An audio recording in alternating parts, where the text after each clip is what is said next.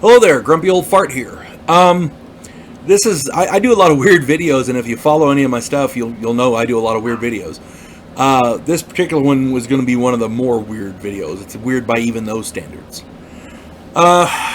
Scientists, and if you're not familiar, recently in the last decade or two, scientists mapped the human genome. They recorded all the human DNA, and they have been working on mapping other species DNA on our planet.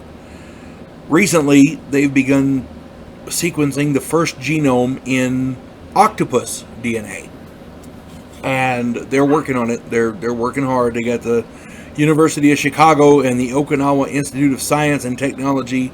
They have been working together, and they're working on it. These are the smartest people on the planet. You gotta kind of give their word a little bit of weight. So, the results that they're finding are amazing. Octopus have 33,000 genes, and for those of you who don't know, that's 10,000 more than humans. Octopus, they're very clever. They can open jars, they can solve puzzles, they can even use tools.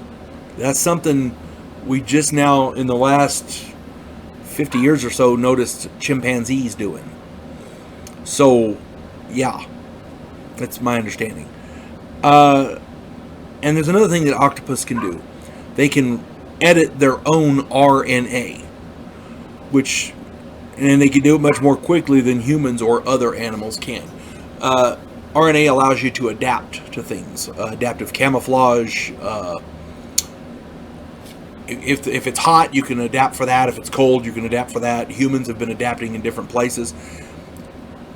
You'll notice that there are people with different skin colors on the Earth. Brown, black, white, whatever. That's indicative of where your ancestors came from in relation to where they were on the planet, essentially. The hotter areas have darker skin.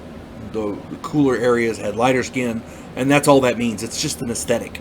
Okay, it means it doesn't make one person better than the other. It's just aesthetic. Now, that being said, octopus can edit their RNA for adaptability very, very quickly, much faster than humans. It takes humans generations to do that. Yeah. Well, if a human's out in the sun, like I'm a white dude, if I go out in the sun, I get burned. That's not adapting to anything. It's called radiation poisoning. Okay, because heat's radiation, solar radiation. Okay. Anyway. This is different. They can actually adapt to different climates. Because of all these differences, scientists have been debating the concept of panspermia as it relates to octopus DNA. And if you're not familiar with panspermia, there's a theory that life comes to a planet as little microbes on comets and asteroids. And that's how life is seeded throughout the universe, the galaxy, or whatever. Different planets get different comets or whatever that have the microbes on them, and that's how life is spread. That's called panspermia. That's the theory.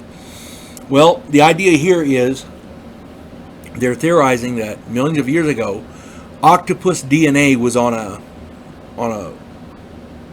comet that landed in the ocean, and that DNA grew into octopus. So, the different varieties of octopuses. Now, that being said, I don't know if I believe that or not, but this is the theory that they're putting forth, and these are some smart people. Okay?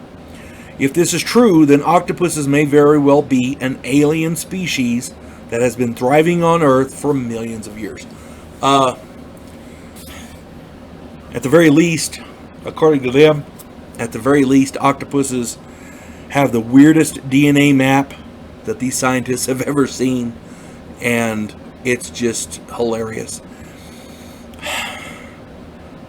Octopuses are so smart. They're in a lot of ways are as smart as we are. They can use tools, they can open jars, they can solve puzzles.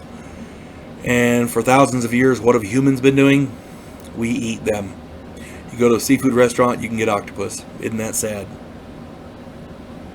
We're humans. We don't know what it is. We either fight it or kill it or eat it or whatever. It's a good thing cooler heads prevail. Hopefully, if these things are alien, you never know, maybe they'll teach us something. Become cohabitants of Earth. We'll stop eating them. You folks have a good day. God bless one and all.